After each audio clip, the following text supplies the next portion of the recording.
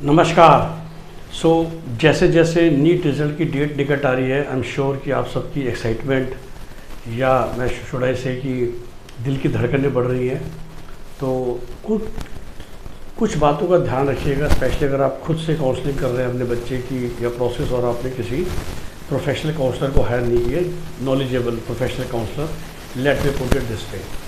तो देखिए, सबसे कॉमन सवाल होता है कि जी अच्छा कॉलेज कौन सा है, वगैरह वगैरह कौन सा है। और देखिए, सीधी सी बात है, ऑफ कोर्स हम सभी चाहते हैं कि हमें कम बजट में अच्छा कॉलेज मिले। तो किन बातों का आपको ध्यान रखना चाहिए जब आप फाइनल कॉलेज का सिलेक्शन कर रहे हैं? डीम्ड वर्सेस प्राइवेट का फ़र्क, open versus close state, minority quotas, I think ये सब मैंने पुराने का वीडियोस में लगा रखा है, तो आप उसको देख सकते हैं। आज मैं जो ब्रॉड बात करूँगा वो यही होगा कि जब भी आप फैसला ले, आप बस इस चीज़ का ध्यान रखिएगा कि डीम्ड की जो काउंसलिंग होती है ना, वो स्टेट काउंसलिंग से पहले स्टार्ट होती है। मैंने कई बार आपको समझाया है कि जो पूरी प्रोसेस होती है, जैसी रिज़ल्ट आएगा सबसे पहले एमसीसी एक बॉडी है, मेडिकल काउंसिल कमेटी, वो काउंसलिंग शुरू करती है।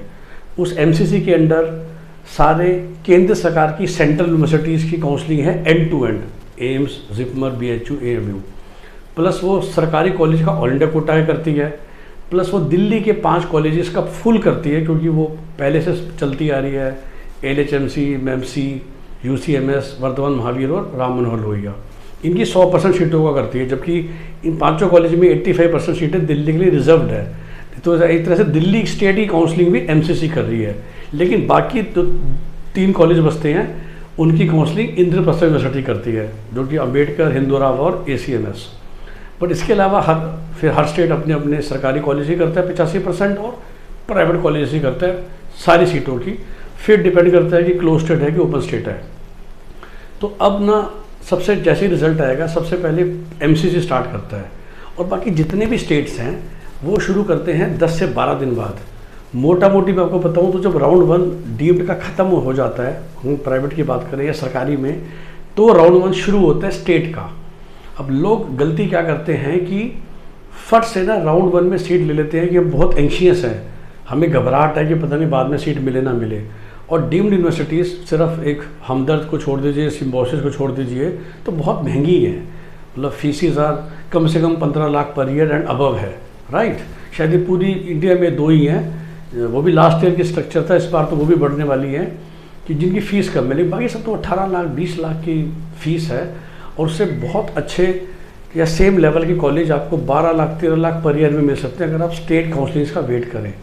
हमें बहुत बड़ी गलत फहमी है कि डीम्ड यूनिवर्सिटी की क्वालिटी पक्का अच्छी होगी, ऐसा कुछ भी नहीं है। देखिए, मोटा मोटी डेफिनेशन डीम्ड यूनिवर्सिटी की ये है कि वो एक केंद्र सरकार की यूनिवर्सिटी है। उसका मतलब होता है डीम्ड मतलब आप इंडिपेंडेंट यूनिवर्सिटी हो, आप अपना पेपर खुद सेट करते हो, आप अपना करिकुलम खुद सेट करते हो, आप सब कुछ एंड टू एंड खुद करते हो। और मैं वही समझाता हूँ लोगों को कि आसान भाषा में समझने के लिए कि डीम्ड यूनिवर्सिटी केंद्र सरकार को रिपोर्ट करती है, मतलब कि उसकी सारी की सारी सीटें ऑल इंडिया के हर बच्चे के लिए अवेलेबल है, उसमें कोई स्टेट कोटा नहीं है। सो जो महाराष्ट्र की डीम्ड यूनिवर्सिटी है, उसमें कोई महाराष्ट्र के बच्चे के लिए कोटा नहीं है, जो कि स्टेट प्राइवेट कॉलेज में होता है, या मध्य प्रदेश में या कर्नाटका में या तमिलनाडु में, एक्सेट्रा एक्सेट्रा। पूरे नॉर्थ इंडिया में गिन के 2 ही डीम्ड है, एमएमयू मुलाना और संतोष गाजियाबाद। तो लेकिन दैट डजंट मीन कि डीम्ड की क्वालिटी बहुत अच्छी है। सो कई स्टेट प्राइवेट कॉलेजेस हैं जो डीम्ड से बहुत अच्छे हैं, राइट। तो जस्ट बिकॉज एक यूनिवर्सिटी डीम्ड है, दैट डजंट मीन कि सरकार ने उसको बहुत बड़ा तमगा दिया है और वो क्वालिटी में बेस्ट है तो अब इसको डीम्ड मिला है। देखिए, कुछ भी कनेक्शन है पॉलिटिकल या ए पॉलिटिकल, उस ओनर ने, जो उस कॉलेज का ओनर है, उन्होंने अपने आप को इंडिपेंडेंट डीम्ड यूनिवर्सिटी बना ली है। अब सोचिए, शारदा यूनिवर्सिटी वैसे एक डीम्ड यूनिवर्सिटी है, जैसे इंडिपेंडेंट यूनिवर्सिटी, लेकिन जो उनका मेडिकल कॉलेज है that is running under UP state counselling, और वो शारदा वाले की अपनी मर्जी है। तो बाकी जितने कोर्स हैं शारदा यूनिवर्सिटी में जो चलते हैं, वो तो सब कुछ पढ़ाते हैं, B Tech, BBA, mass communication, etcetera etcetera etcetera, वो सब शारदा यूनिवर्सिटी खुद पढ़ाती है। सुभारती यूनिवर्सिटी एक डीम्ड यूनिवर्सिटी है, लेकिन Subharti medical college UP state के अंदर आता है। On the other hand, Santosh medical college नाम में लगता है मेडिकल कॉलेज, जबकि वो डीम्ड यूनिवर्सिटी है। सो ये सब चलते रहते हैं। तो पहली बात ये क्लियर रखिए कि डीम्ड की क्वालिटी अच्छी है, ऐसा कुछ भी नहीं है। तो तो फिर डीम्ड की कट ऑफ हाई की होती है, क्योंकि लोग ये कहते हैं सर कट ऑफ हाई इसलिए है ना कि सारे जो टॉपर बच्चे हैं वो डीम्ड चुनते हैं। मैं कहा नहीं, असली बात ये है क्योंकि डीम्ड का राउंड 1 सबसे पहले हो जाता है। अब आगे बढ़ते हैं तो डीम्ड का राउंड 1 ख़त्म हो गया, मतलब पहले चॉइस फिलिंग कराई, पहले ओपन हुआ, फिर चॉइस फिलिंग कराई, फिर रिजल्ट आया, फिर 7 से 8 दिन दिए जाते हैं रिपोर्टिंग के लिए, फिर ना स्टेट्स के राउंड 1 शुरू होते हैं, राइट। अब मैंने क्या बोला, जो 400 450 नंबर वाले हैं वो फट से डीम्ड ले लेते हैं, सीट लेके बाहर हो जाते हैं। फिर स्टेट का राउंड 1 ख़त्म हुआ जो अक्सर बहुत हाई कट ऑफ जा रहा है। फिर जब डीम्ड का राउंड 2 आता है फिर तो कोई भी नहीं छोड़ता, जबकि स्टेट राउंड 2 में जो कि उसके और 10 दिन बाद होगा, आपको बहुत अच्छे कॉलेजेस कम फीस में मिल सकते हैं। बट सच बताऊं, ये सारी जो प्रोसेस होती है ये होने तक 1 महीना 10 दिन हो चुके होते हैं। क्योंकि अगर इस साल की मैं बात करूँ, अब मान के चलिए 1 नवंबर से एमसीसी ने डीम्ड शुरू कर दी, अभी सरकारी को मैं नहीं कंसीडर कर रहा, तो स्टेट प्राइवेट 1 शुरू होगा 12-13 नवंबर को, डीम्ड 2 स्टार्ट हो जाएगा 17-18 नवंबर को, और स्टेट प्राइवेट 2 शुरू होगा कुछ 4 या 5 दिसंबर को।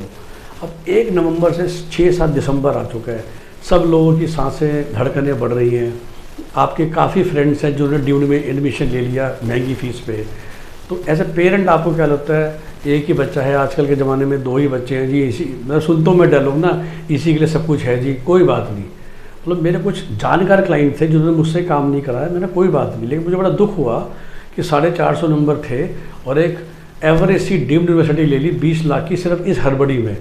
और जब मैं उनको प्यार से डांट रहा हूँ तो अरे चलो सर कोई बात नहीं, एक ही बच्चा है, 2 ही बच्चे हैं, लगा दिया। मैं कहा यार आपने 30 लाख रुपए एक्स्ट्रा खर्च कर दिए, जो काम आपका 13 लाख पर ईयर में हो सकता था आपने 18 खर्च कर दिए, और जब कोई काउंसलर आपसे 50,000 75,000 फीस मांगता है वो आप देना नहीं चाहते हो। तो ये बड़ी विडम्बना है हिंदुस्तान में कि जो काउंसलर आपको एक सही सलाह दे सकता है, तो ये वही बात है कि आपका पास, आपको पता है ना कि अगर आप एक लॉयर हैं तो आप, मतलब लॉयर नहीं भी तो भी अपना केस आप खुद भी लड़ सकते हैं, बट हम लॉयर्स लेते हैं। आप यूट्यूब से देख के, गूगल से देख के अपना इलाज फिर खुद भी कर सकते हैं। फिर भी जैसे 102 बुखार होता है दौड़ते डॉक्टर के पास है ना, हाँ 98 बुखार में क्रोसिन ले लेते हैं। लेकिन इतना बड़ा लाइफ का डिसीजन है, पता नहीं हम लोग प्रोफेशनल काउंसलर क्यों नहीं हायर करते, या प्रोफेशनल काउंसलर से बात करने से पहले फ़ीस देने में क्यों हिचकिचाते हैं।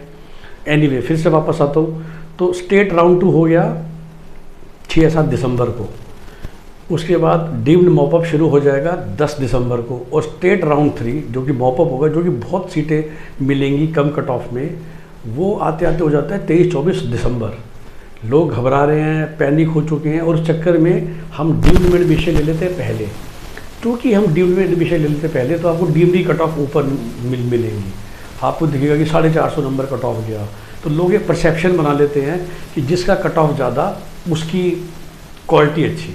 तो मैं ये समझाना चाह रहा हूँ, ऐसा कुछ भी श्योर नहीं है, सिर्फ लास्ट ईयर कट ऑफ से आप जज नहीं कर सकते कॉलेज अच्छा है, स्पेशली डीम्ड में। स्टेट प्राइवेट में भी, जैसे बिहार स्टेट, ढीला स्टेट सबसे लास्ट में उसका स्टेट प्राइवेट शुरू होता है, तो इसमें भी अगर बाकी हिंदुस्तान में देखिए 29 स्टेट और यूनियन टेरिटरी हैं, तो 12-13 दिसंबर को शुरू होगा ना, बिहार और 5 दिन लेट शुरू होगा। लास्ट ईयर हरियाणा बहुत लेट शुरू हुआ था because of that fee increase. तो कई लोग ऐसे हैं जो, बिहार भी ओपन स्टेट है, हरियाणा भी ओपन स्टेट है, तो कुछ प्राइवेट वालों ने भी बाहर एडमिशन ले लिया, तो बिहारी कट ऑफ आपको कम नज़र आएगी कुछ प्राइवेट कॉलेजेस में। तो ये सब फैक्टर प्ले करते हैं। आप सिर्फ लास्ट ईयर कट ऑफ को देख के कॉलेज की क्वालिटी को जज मत कीजिए, उसके बहुत अदर पैरामीटर्स हैं। सबसे बड़ी बात तो यही है जो मैं कहता हूँ, कि कट ऑफ इस वही 1 पैरामीटर जो सब छपा हुआ है, सबको नज़र आ रहा है। ईयर ऑफ इंसेप्शन, लोग कहते हैं सर जिस ईयर में कॉलेज खुला है, मैं कहता हूँ टाटा मणिपाल तो लास्ट ईयर खुला जमशेदपुर में, पर वो ऑलरेडी इंडिया का टॉप 10 है मेरी नज़रों में, क्योंकि जो टाटा हॉस्पिटल है वो तो जमशेदपुर शहर की जान है पिछले 100 साल से, और उन लोगों ने अस्पताल खोला है फाइनली। तो मतलब मैं तो उन्होंने एहसान किया है हिंदुस्तान पे और जमशेदपुर पे कि उन्होंने अपना मेडिकल कॉलेज खोल दिया, चाहे लास्ट ईयर खुला है। उसके मुकाबले कुछ 10 साल पुराने मेडिकल कॉलेज है जो बिल्कुल फालतू चल रहे हैं, सिर्फ डिग्री बेच रहे हैं। तो year of Inception is also not the sufficient criteria, that can be one of the factors, cut off one of the factors. But in दोनों के अलावा उस कॉलेज में पेशेंट आउटफ्लो इनफ्लो कितना है, फैकल्टी क्वालिटी कैसी है, किस तरह से जो उसके ओनर है वो ध्यान देते हैं कॉलेज की डे टू डे रनिंग पे, वो सब फैक्टर्स मैटर करते हैं। वो सब फैक्टर बड़ी मेहनत से हमने सजो के रखे हुए हैं या हमने रिसर्च करके रखे हुए हैं, जो हम अपने पेड क्लाइंट से शेयर करते हैं जब कोई हमारा पेड क्लाइंट हमारा फुल पैकेज ले लेता है। और यही रिसर्च आप खुद भी कर सकते हैं या और जो 4-5 अच्छे काउंसलर्स हैं, मैं बार बार कहता हूँ, उन्होंने भी श्योर ये रिसर्च कर रखी होगी। और वो रिसर्च के बाद अपना कॉलेज सिलेक्ट कीजिए, सिर्फ लास्ट ईयर ही कट ऑफ को देख के और year of beginning of college को देख के जजमेंट मत कीजिए। और again I am repeating, deemed की कट ऑफ हाई मैंने आपको बता दिया, उसके छलावे में मत पड़िएगा। तो आई होप कि ये सब आपको अच्छा लगेगा। और एक छोटी सी रिक्वेस्ट इस वीडियो के अंत में, देखिए हम बार बार कहते हैं फॉर मोर इन्फॉर्मेशन आप ये नंबर क्लिक कर सकते हैं, बट दैट इज़ जो हमारा नंबर है 9643362320। जब आप कॉल करते हैं तो 4 रिंग के बाद तो फॉरवर्ड होता है, क्योंकि वो हमारा एक जनरल नंबर है। फिर जो हमारी वेरियस काउंसलर्स हैं उनके पास वो नंबर जाता है, वो आपसे बात करती है। प्रॉब्लम ये है कि जीके वर्स जो मेरी कंपनी है, हम सिर्फ MBBS इंडिया नहीं करते, हम और 6 काम करते हैं। हम MBBS अब्रॉड भी करते हैं, नॉर्मल स्टडी अब्रॉड करते हैं, नॉर्मल करियर काउंसलिंग करते हैं, प्रोफाइल बिल्डिंग करते हैं। सो फिर लुकिंग एट कि आपको कौन सी सर्विस चाहिए, वो रेलिवेंट काउंसलर आपको फिर कॉल बैक करेगा। एंड वेरी ऑनेस्टली स्पीकिंग, जो MBBS इंडिया का हमारा प्रोडक्ट है वो शुरू से ही पेड है। तो अगर आप हमारे काउंसलर से, जो कि मैं ही हूँ सबसे बड़ा, अगर आपको मुझसे बात भी करनी होती है तो यू हैव टू पे इन एडवांस। मैं अपने टाइम को एक 2000 रुपये 15 मिनट का लेके चलता हूँ, which is very nominal looking at my experience. और जो पहली मीटिंग भी होती है, पहली मेरी डिसीजन होती है, वो मैं कहता हूँ 15 मिनट बात कर लीजिए, 2000 रुपये देखिए, आपको काफ़ी क्लैरिटी मिल जाएगी आपको क्या करना है। और फिर आप जितना समय लेना चाहेंगे उसके हिसाब से आपका पैकेज हो जाएगा। और इसलिए मैं अपने क्लाइंट्स को भी कहता हूँ कि जैसे हमारा फुल पैकेज भी लिया है कि आपको सर आपका काम सारा होगा, अगर आप ये सोचेंगे कि विवेक गुप्ता के साथ आप हर रोज़ आधा घंटा बात कर सकते हैं तो कैसे करोगे। मेरे पास भी तो दिन में 24 घंटे ही है ना, और मैं दूसरे काउंसलर्स की तरह 500 क्लाइंट नहीं लेता। अगर मैं 50 क्लाइंट भी ले रहा हूँ तो क्या मैं सबसे आधा घंटा बात कर सकता हूँ? दिन में 25 घंटे में कहाँ से निकालूंगा? तो अगर मैं 8 से 10 घंटे काम करूँ, जिससे मुझे आपके लिए काम भी करना है, आपके लिए चॉइस फिलिंग भी करनी है, ये सब नॉलेज भी गेन करनी है, तो मैं एवरेज एक क्लाइंट से महीने, शायद हफ्ते में 1 घंटे से ऊपर बात नहीं कर सकता टोटल। तो इन चीज़ों का आप ध्यान रक्षा कीजिए। अगर आपको मुझसे काम कराना है, आपको ज़्यादा टाइम चाहिए, कोई और आपको दे रहा है, वेल एंड गुड। मेरी ये कुछ कंडीशंस हैं, तो मेरी रिक्वेस्ट है आप सबसे, आप इसको बुरा मत मानिएगा। मेरी लिमिटेशन है, ये मेरा प्रोफेशन है, बहुत ईमानदारी और पैशन से मैं करता हूँ, लेकिन डेफिनेटली मैं चैरिटी नहीं कर रहा, ये मेरा प्रोफेशन है, राइट। इसी से मेरा घर, मेरा ऑफिस चलता है, जो आप लोग मुझे फ़ी पे करते हैं। तो इसलिए जब मैं फ़ीस मांगता हूँ, शुरू में मांगता हूँ, बात करने से पहले मांगता हूँ, तो आप बुरा मत माना कीजिए। धन्यवाद।